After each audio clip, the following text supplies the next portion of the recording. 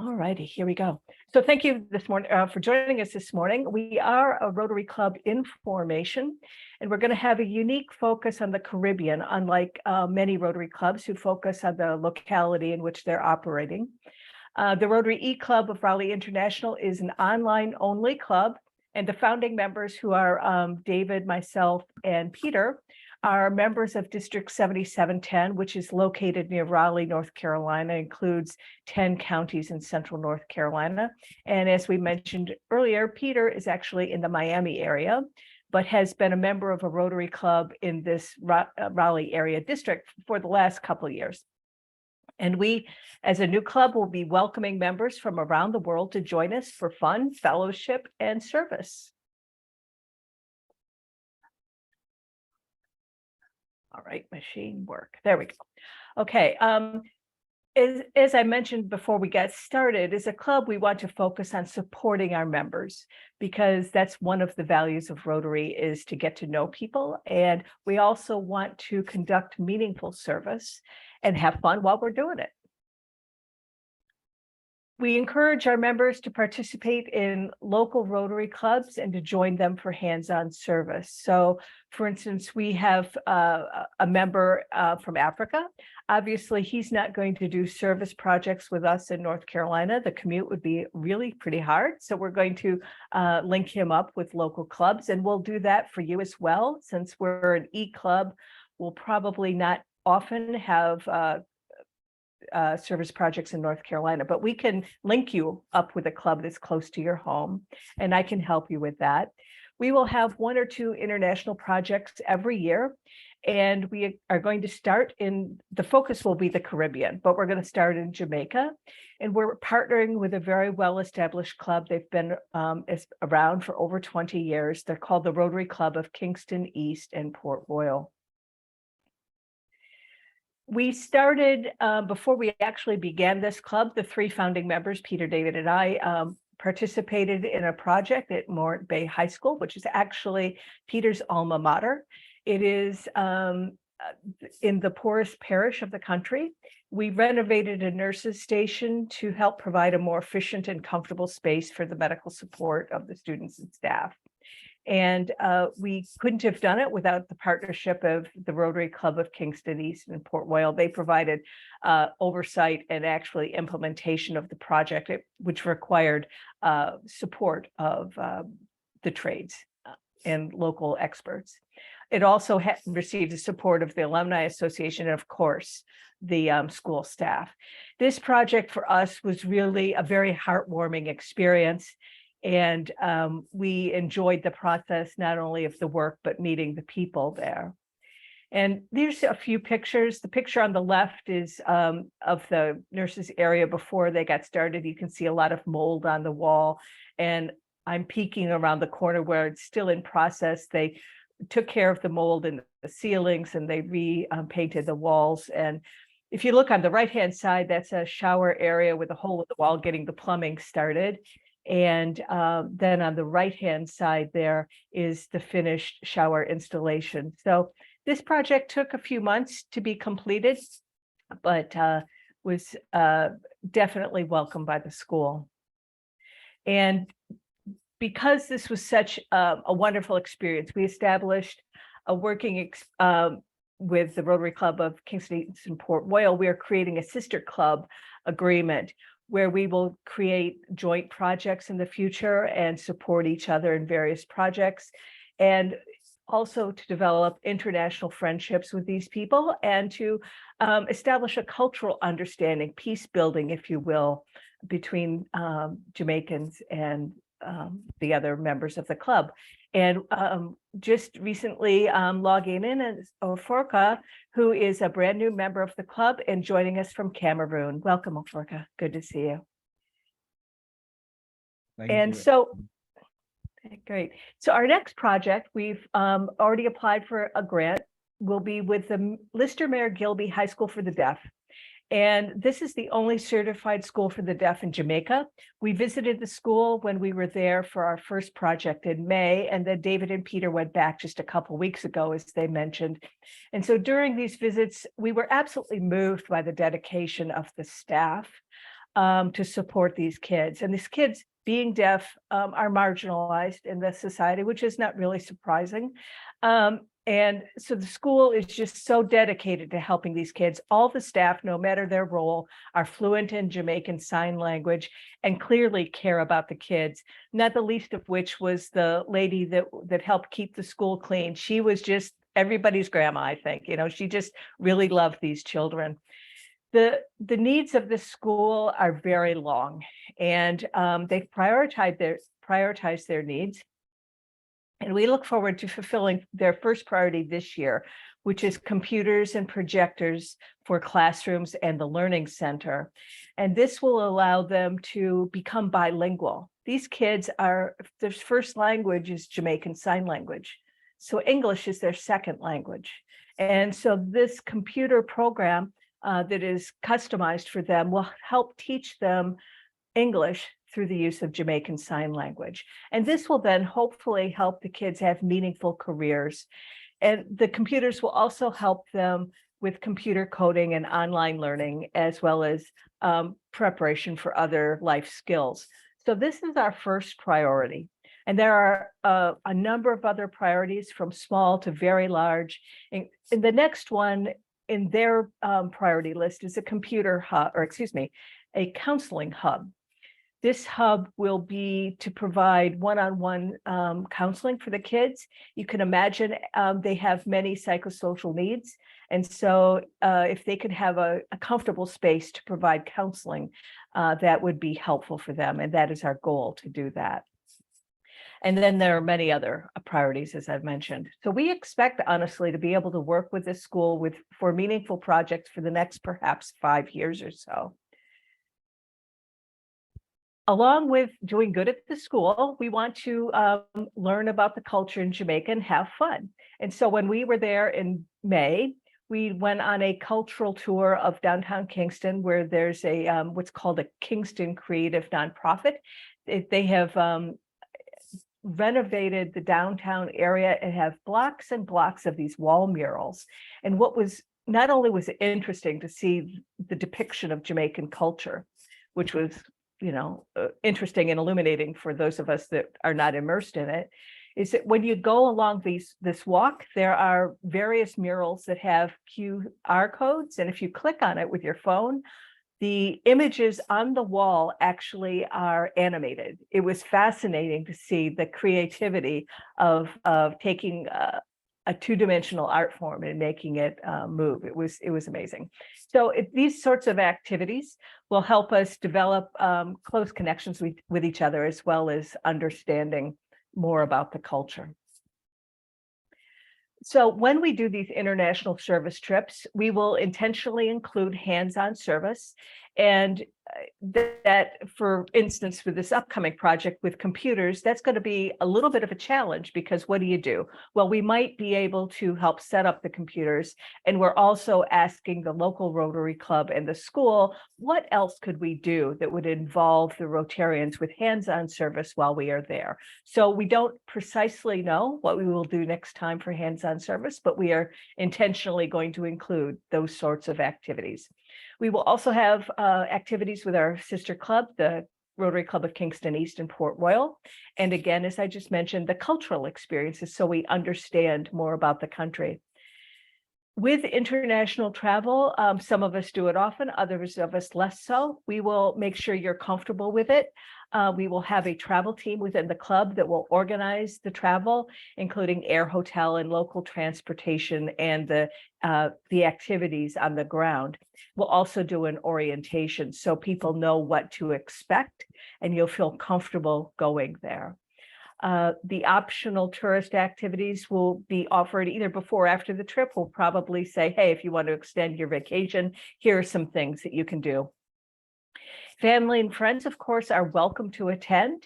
And all of this travel is at the members' own expense. We also want to have fun and celebration.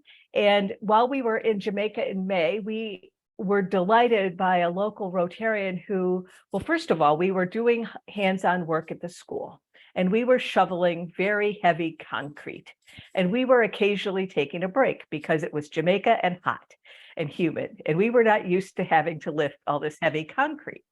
So in any case, I was sitting on a picnic bench underneath a tree, and I was next to Yvonne, and Yvonne said, "Oh, see that tree over there? That's the Aki tree." And so we went over and we looked at this tree, and it was a fruit tree. It had this fruit I'd never seen before, and I guess it's got a big center seed. She says, "Well, have you ever had Aki and saltfish?" And I said, "No." And that's the Jamaican national dish. So she said, "Well, we'll take care of you." And so she went home and she prepared this dish and brought it back to us the next day and let us taste it. And it was just, I mean, it was remarkable her to take that effort, and it was good. I enjoyed it. So it was a good dish, but the hospitality and the welcoming was what was just amazing. And then we had a get together one evening. It was I've lost my language. It was a evening get together, whatever, a soiree. Cocktail party. Cocktail party, that's it. And we had food and drinks and great fun. And during that event, we honored Peter. Peter was serving as president of our previous club, and we honored him with the Paul Harris Fellow recognition, which is a high recognition within Rotary for Peter's commitment to service above self. And we had great fun during that. We definitely had good times with our sister club that evening. And so, what about safety and security? There are portions of Jamaica that are dangerous, and if you go to the State Department website, they will point that out to you. But then again, there are portions of the U.S. and then, frankly, other countries that are dangerous. So we will mitigate this risk by staying in major hotels in safe sections of the city. We'll always travel in groups, and we'll have prearranged local transportation, both for your transfer from the airport to the hotel, as well as when we do other things in country. And we'll always be traveling with people that know the territory, either Peter, who, that is his home country, or with other locals from the Rotary Club. So we'll never be going it alone, if you will. So how do we fund our projects? Well, that's actually a big deal for us. This first project with the computers is about a $20,000 to $22,000 project. We've already applied for a district grant, which we have preliminary agreement that will be funded.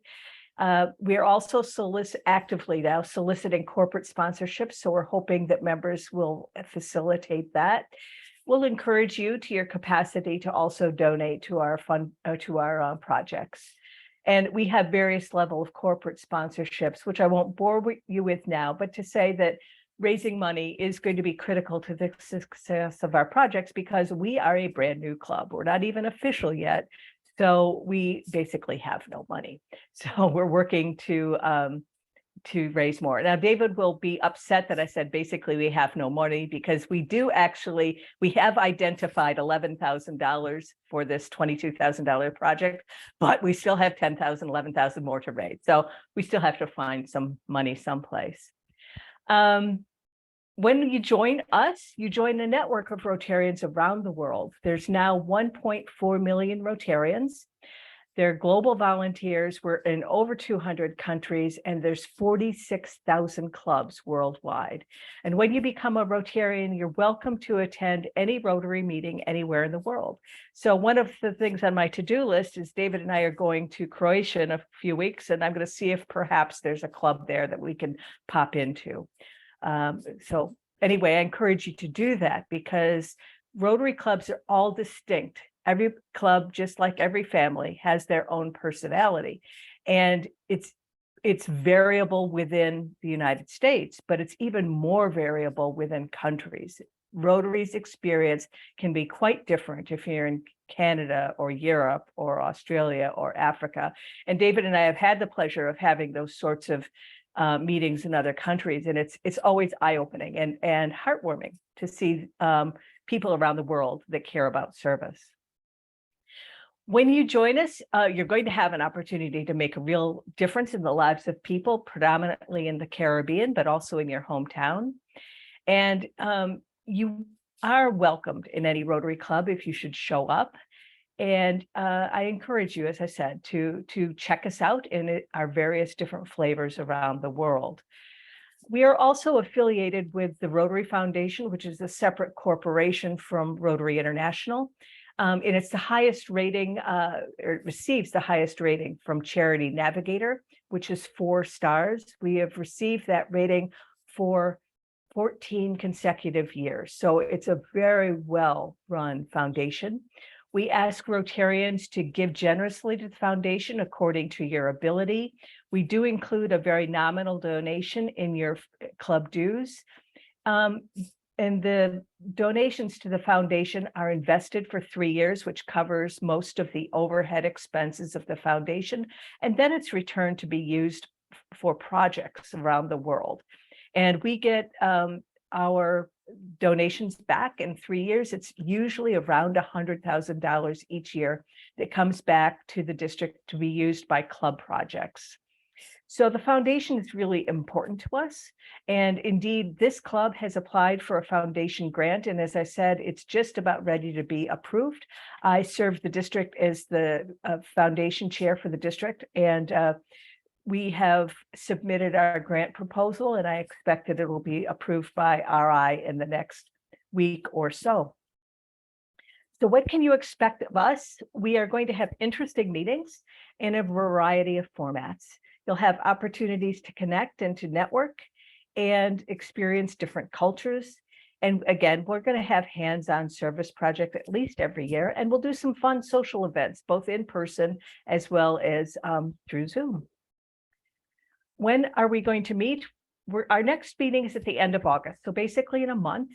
And that meeting will be a service project update. Peter and David will give you the latest scoop about the computer project and what are the next steps. And then beginning September 9th, we'll begin meeting weekly. We would have begun the first week in September, but it's Labor Day weekend in the US. So we're going to skip that weekend and begin meeting on September 9th. And we'll meet on Saturdays from 9 to 10 Eastern time, whether it be standard or daylight. So those of you that are coming from countries that don't pay attention to daylight savings, you'll need to know what in the world the US East Coast is doing for time. And it will be meeting on Zoom. Occasionally, though, we'll be preempting our meetings so that we can participate in district events. In the middle of September, there's a district training assembly. They have 3 of them a year. So for those that are local to the Triangle, we'll encourage you to attend that in-person meeting. It will not have hybrid attendance. So those of you that are not local will have a weekend off. But those of us that live in the Triangle of North Carolina will be encouraged to attend the district training assembly. And what will the meetings be like? We'll have about the first 15 minutes for gathering time and socialization, because again, we want to get to know each other. And then we'll follow that typically with a speaker or another activity. And then at the end of the 30 minutes or so, we'll have club business and any other announcements. And what does it cost for active members? It's $150 a quarter, and a very large portion of that, $100 of it, goes to support our service projects. And then we have other levels of membership that basically the change is the reduction in the quarterly donation to our projects. We do have an odd membership category. It's called Rotarian Affiliate. Chalisa Williams is one of those. Chalisa is a Rotarian in another club. As a matter of fact, she's serving as president this year. She likes our concept so much. She said, not only am I going to join my own club, I'm going to join this one because they're doing good stuff. So you cannot legally with Rotary become a member of 2 clubs. So we kind of bend the rules a little bit and say, well, we're not going to charge you Rotary dues, but we will gladly accept your donation to our service project. So and your personal involvement in our club. So we accept Rotarian affiliates to as members, basically to support the club growth and our ability to conduct good projects. So what do we expect of our members? We would like every member to be active in a club, both by attending club meetings as well as participating in committees and projects. And the rules, if you will, is we ask that every member attend at least 1 meeting or other activity each month, and then either attend or make up 50% of the meetings each year.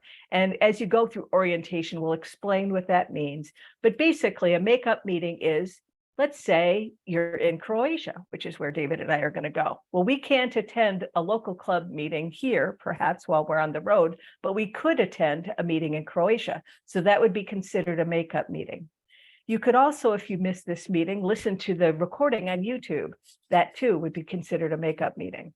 So we want you to attend or, to participate in the club, preferably here in person, but if not, to do some makeups. Because we're a brand new club, in order for us to be chartered, we need to have at least 20 active members. So this doesn't include Rotarian affiliates, but it does include all active members. We would like to reach that 20 number by the end of this calendar year, preferably before. So we ask all of our members to help us grow the club. You undoubtedly know people that we don't know. We invite you to invite them to our club. We also know that our members have a variety of expertises. So we ask you to share your skills and to pay your dues on time and to sign our pledge, which goes into these expectations in a little bit more detail. So now is the time we've all been waiting for. So Aforka, I'm so glad that you and Arnold and Maureen's here too, and so is Viv. Okay, almost everybody is here that's going to be a new member. So I'm delighted. So these 4 people, Aforka, Arnold, and Maureen, and Viv, are brand new people to Rotary. So we welcome you. I'm going to have a little formal induction in a moment, but we welcome you. And also share with you that 3 other people that are currently Rotarians in our district have decided to join as affiliate members. And I know that some of them are traveling for work. And Shalisa said she is at the salon and will not share her picture today, but we welcome you with your hidden self, Shalisa.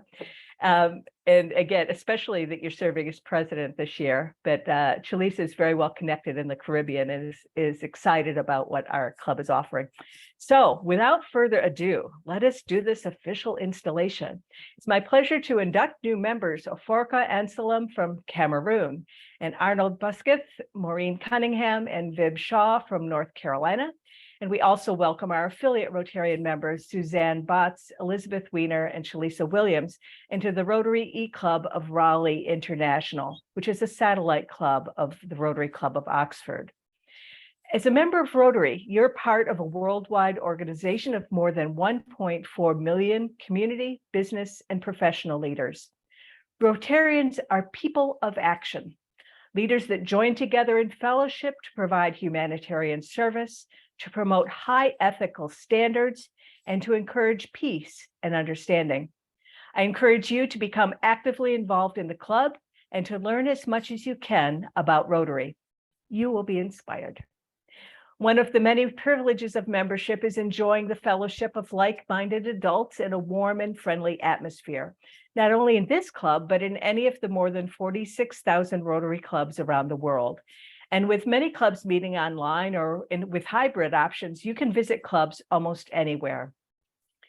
We welcome you as a member of the Rotary E-Club of Raleigh International because we believe you will enthusiastically participate in our club and the greater Rotary organization, exemplifying our motto, service above self. And we ask you, hopefully you've all received your pin in the mail, but we ask you to wear your Rotary pin with pride. And I meant to give Peter a heads up, but in just a moment, Peter, I'm going to ask you to share your airport story. So remember it quickly. Okay.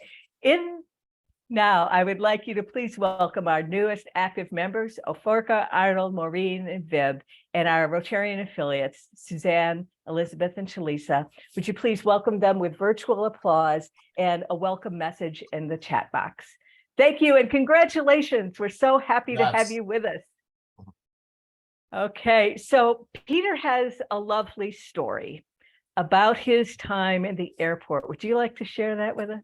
Yes, absolutely. And remember too, Marie, that there was another story too with a Canadian that we met at the hotel.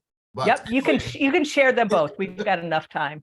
All right, yeah. So on the first day when we were leaving Kingston to head to the project in St. Thomas in Morant Bay, we were outside by the bus that took us, waiting for some others to show up. There was a guy who was walking past, and we noticed that he was, looking across as he went along. And then he came across and he said, "Oh, you're Rotarians." I said, yeah, because some of us had our pins on, some had shirts on with Rotary. And he said that he was actually a Rotarian from Canada. I think he was from Vancouver, was it? Yeah. So, we started talking and, took pictures and exchanged information and so on. So what that meant to me was the Rotary pin, the Rotary name is very, very powerful, and it actually makes connections, among people across the world, right? Rotarians tend to gravitate together, and this really did help it. So my airport story now, in the same vein, and I should mention that I travel a lot, and I usually go without my pin for some strange reason, right? But this time, my first real project, I wore it. So we were at the airport in Kingston, flight was delayed. We all went to sit across, by a set of seats. And there's a guy who came and sat beside me. And he looked at my pin and he said, "Oh yeah, you're a Rotarian." I said, "Yeah." And he said, "I'm a Rotarian as well." It turned out that he was the president-elect of a club in South Central Jamaica, and he was becoming the president for this year, and he was heading off to the Bahamas for his PEPS training, yeah? So it hit me then that, wow, again, this pin is really, really powerful, because we got to talking, got invited to make a presentation at his meeting, exchanged information, chatted a bit about Rotary and what it meant and so on. So for me, that kind of connection was really good. Why? Because not only did I learn a bit more about how other people perceive Rotary, but also what we share beyond just the service, right? So Rotary for me, especially having done that project in Jamaica, means having fun. We had so much fun. We didn't even realize how heavy the load was, Marie, that we're pushing around, right? Laughter, fun, camaraderie, and so on. So this to me is what Rotary represents: doing service above self, but also doing it with fun and then connecting with people from all over the world, right? Really critical for me. So that's my mouthful. Thank you, Peter. And let me just say that I never, ever would win a spelling bee. Peter has pointed out that I've misspelled on official documents Cameroon, and I've misspelled Vib's last name with a W rather than an H. So it's Vib Shah with S-H-A-H. Sorry about that, Vib. I will strive to do better. Thank you. I am going to share my screen again to share with you how you're going to be, how you're going to learn about Rotary, because there's so much to. Yes, please. Cameroon is of two expressions. The one with U is in the French version, and the one with double O is in the English version. So I prefer double O. Okay. Because I'm from the English expression. Will do. Yeah. Okay. All right. So all of you new Rotarians, you have no idea what you've just jumped in, and we're going to help you figure it out, because there is so much to learn about Rotary. It's such an amazing organization. And so we're going to help orient you. And I would like you to choose your guide. So David, Peter, and myself know the most about this club and our expression of Rotary here. So I ask each of you to choose one of us to be your guide. And please do that in chat. So just send one of us a message saying, "I want to work with you." And we're going to help you complete the scavenger hunt. If you scan this QR code, you will get there. I think I can pull it up here, maybe not. All right.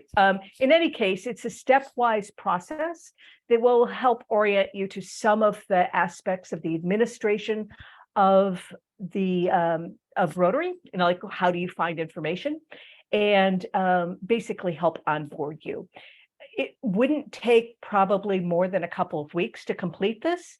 And we ask that you do it in the first 6 months. But if you want to do it in one day, go for it. But we'll be happy to guide you through the process.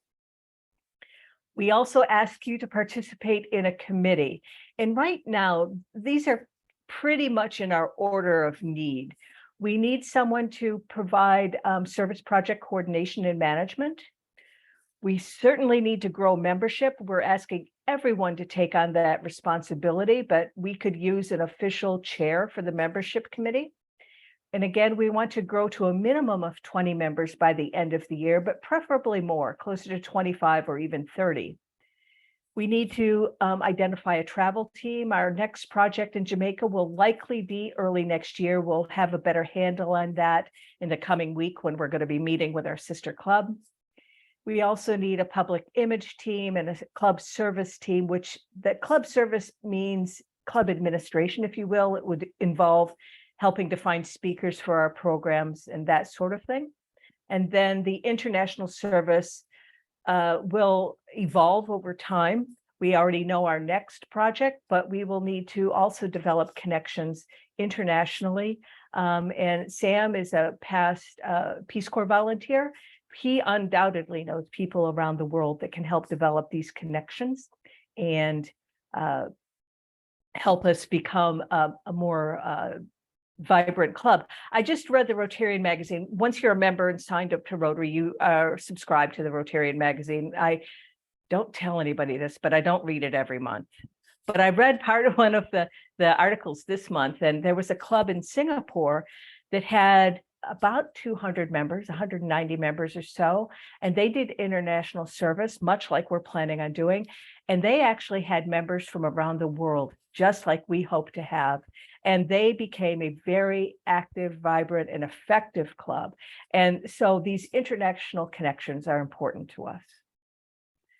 So how do people become members? Well, y'all know, but basically you fill out the application, the board reviews it, and we formally approve you. We decide within 30 days, usually it's within a day or so, and you'll be invited to be formally inducted and then have your orientation. Please note these meetings, you will receive emails to this effect. In August, our next meeting will be the project update that I've mentioned before. We don't have a meeting the first week in September because of the holiday, and then you can see the rest of September schedule.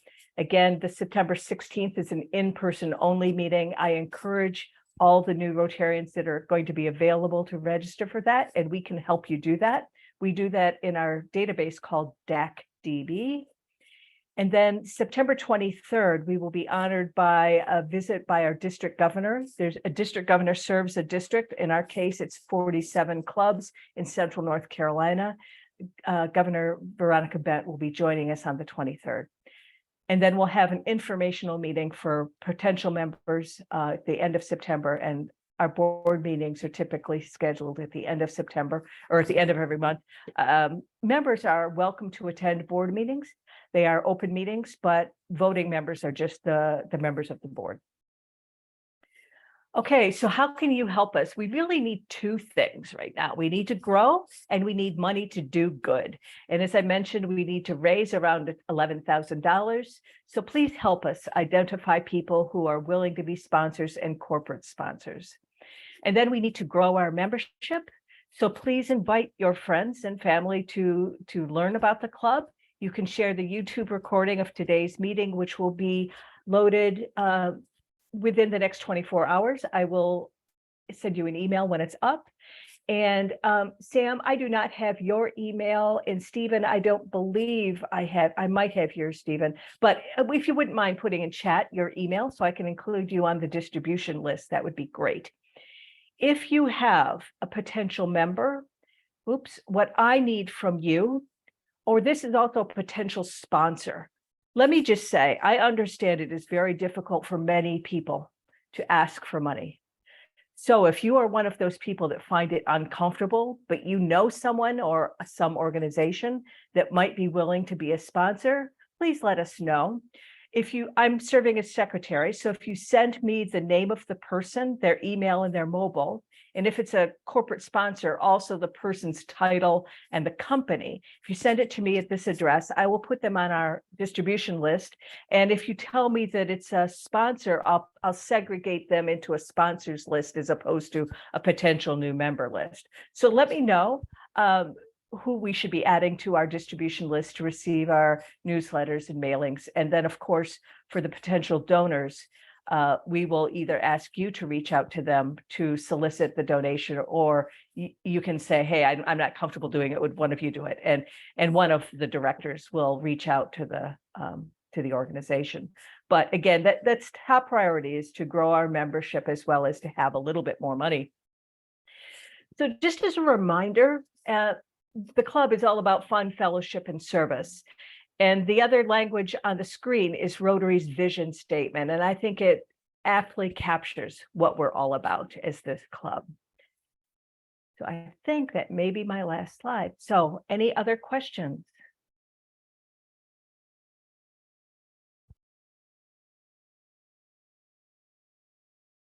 I don't have a question, but I do have a suggestion.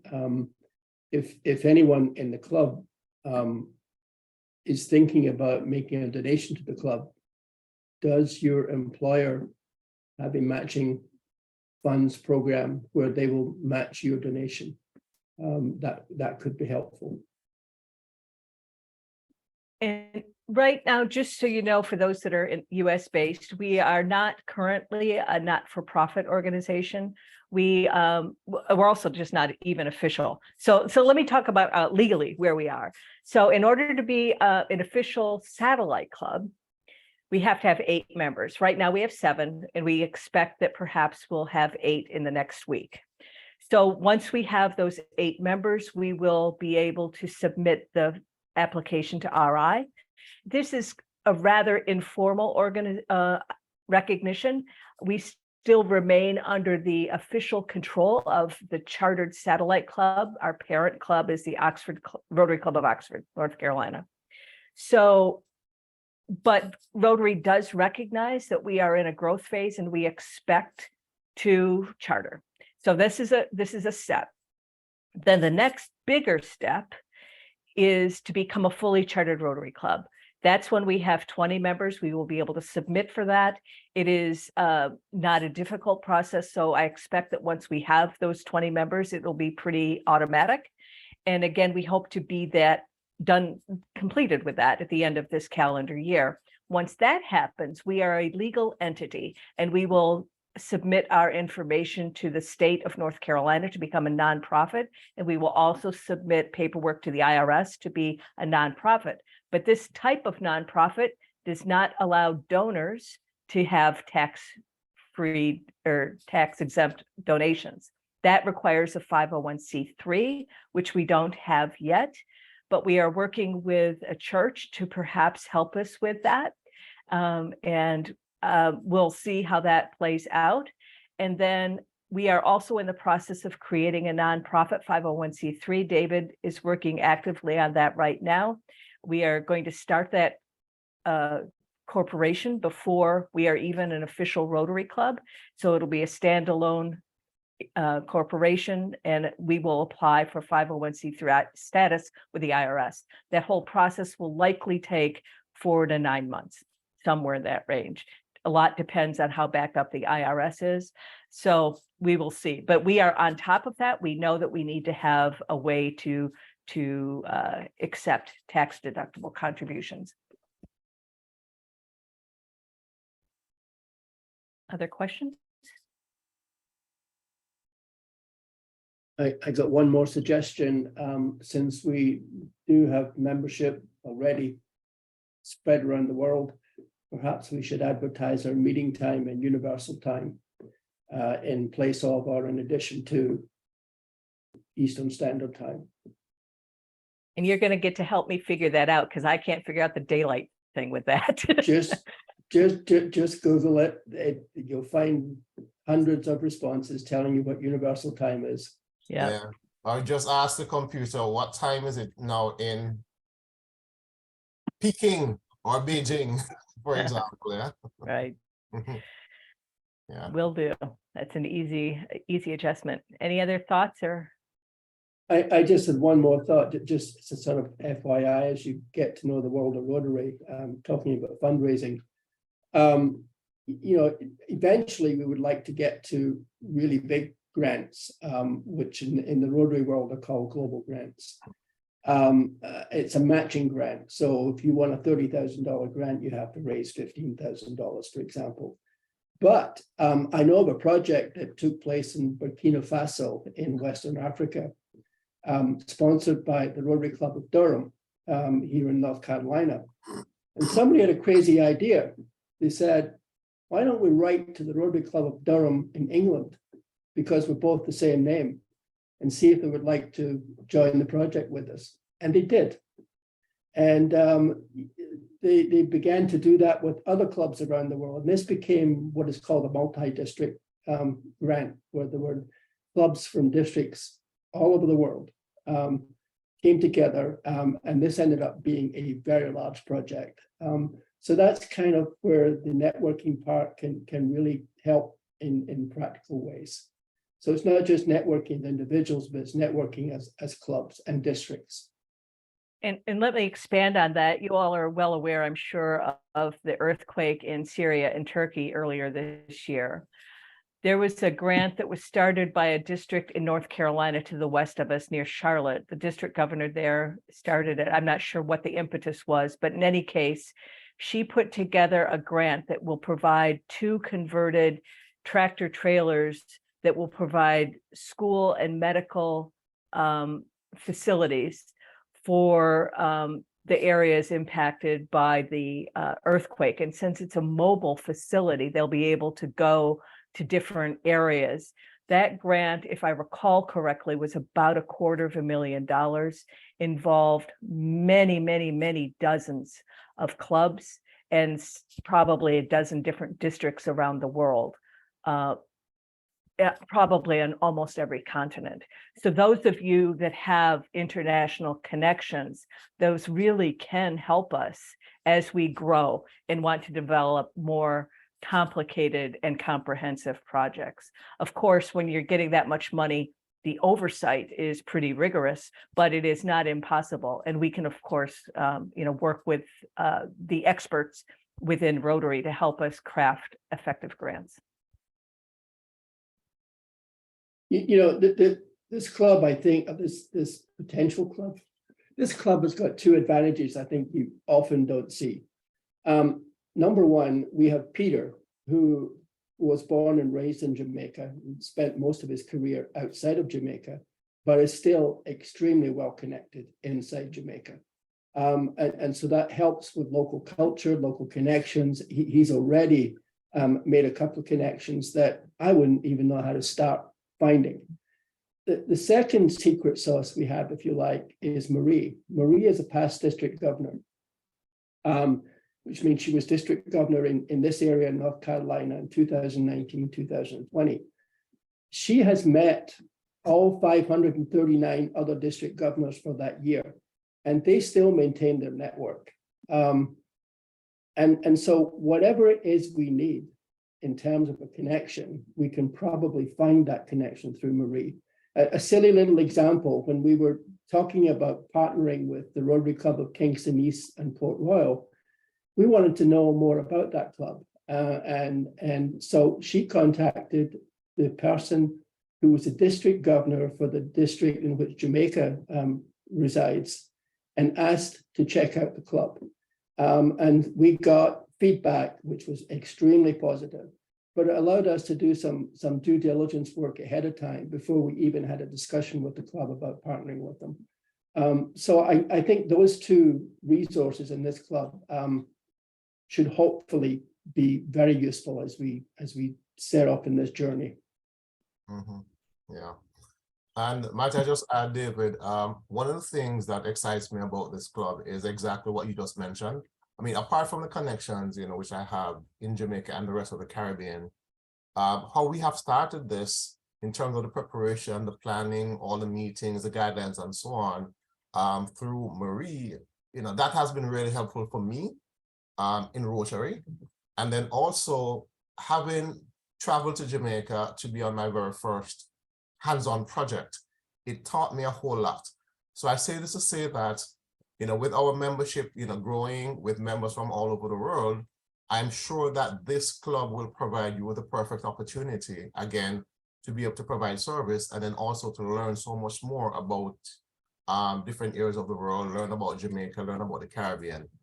But I also want to say that because we're scattered internationally, this club will also provide a channel or a conduit or, to get you more involved, not just with our club, but also possibly locally, right? Because there might be local Rotary clubs there that you can associate with. You can participate in meetings. They might have projects going on that you can participate in. So the beauty about this thing overall too is we're a new club. We know what the guidelines are pretty much, but we will be welcoming ideas, suggestions, discussions, thoughts about how we can do things new, differently, more effectively. It's going to be really participatory, not only in terms of the service itself, but actually putting information, meet planning, new ideas behind how we operate. And this really is something which I'm looking forward to, having all these connections internationally. I have been traveling all along for my jobs. I've lived internationally, and that is a big part of my being, what makes me feel good, connecting internationally and service. So you can't have it any better, at least for me, it can't be any better than providing service through connections internationally. It's gonna be awesome. Yeah, and I'll just follow up that I've been a Rotarian for a long time. My gray hair matches my longevity in Rotary. But I've participated in hands-on international service work in India, Zambia, Jamaica, Guyana. I've supported additional projects in Uganda, the Dominican Republic, and Guatemala. And it feels good to me to be able to take that international experience and that desire to do good and now focus it where we can have impact. Impact is my new favorite word. I don't want to just do a service project. I want to do a service project with impact. And so I'm looking forward to this. And just because we've got some time, I'll just mention that every year there are two meetings that you might want to consider. One is every year the district has what's called a district conference that will be normally held someplace in North Carolina. Often it's not in our district. This one coming up in this coming May next year will be in New Bern, which is along the coast of North Carolina, near the water. So that will be happening over a 3-day weekend in May. But also every year, for those of you that like international travel, there's an international Rotary International Convention. And next year it's going to be in Singapore. It moves continents every year, so it will not be in the same region every year. So if you've ever wanted to go to Singapore, it'll be next May, probably. We can look it up. They've already begun travel. And those are just remarkable opportunities to travel the world and to see the bigger picture of Rotary. They have what's called a House of Friendship, which is basically a vendor space, but the vendors can be people that sell to Rotary, but it's also other Rotary clubs that share their inspiration, their projects, their ideas. And then, of course, there are typical conference meetings and big plenary meetings with, 10,000 people, well, maybe 5,000 people. It's usually the whole convention is usually around 20,000 people. Was that reasonable, David? I know it's variable. Yeah, the low end is 20,000. They've been as big as almost 50,000. And so they have plenary sessions. Usually there'll be 2 opening ceremonies because they can't fit everybody in the same hall. And during these opening ceremonies, they have top end speakers and musical talent and other things like that. And I'm getting goosebumps now thinking about it. I mean, it's an amazing experience to see the huge picture or the huge impact of Rotary and how different it can be around the world, and to get ideas and to just, rub elbows with people that also have a heart for service. So obviously, an international convention is not something all of us can afford to do, but if you can, and if you're interested, we will help to link you up with that opportunity. I think one of the most amusing things ever I saw and heard at an international convention was in Sydney in Australia in 2014, where a little, relatively short Asian gentleman came to the front of this huge stage and stood on the edge, and he introduced himself and he said, I've forgotten his name now, but I'm Joe Smith, and I'm here this morning to talk to you about shit. And he said, I know I'm not supposed to say that, but I'm in Australia after all.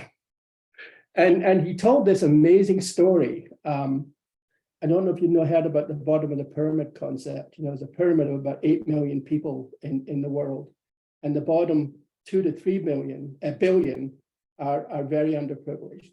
And this guy had started a program of providing toilet facilities to those abject poor. But he went further than that. He built a factory to manufacture the toilets, and he employed the locals. And so the locals will now begin to earn money, and they could put that money back into the community. Then he hired other locals to do marketing and sales, and this grew into a tremendous venture. And he was providing all this benefit to these people who otherwise are struggling to live. So it was really interesting. So shit has a place in the world. All right. Well, I think there's no reason for us to continue. We can adjourn 5 minutes early unless there are other questions. So for those of you that are brand new members, if you haven't already, please text David, Peter, or me and ask for us to guide you through the orientation process. Sam and Allie and Elvin, please reach out and Stephen, please reach out if there's anything we can answer for you after the fact. And look forward to inviting you perhaps to be members. Thank you so much. Bye, everyone. Thank you. Okay, thank you, everybody. Have a great Saturday. Thanks. Yeah, we all do the same. Bye. Bye. Bye-bye. Bye. Bye-bye.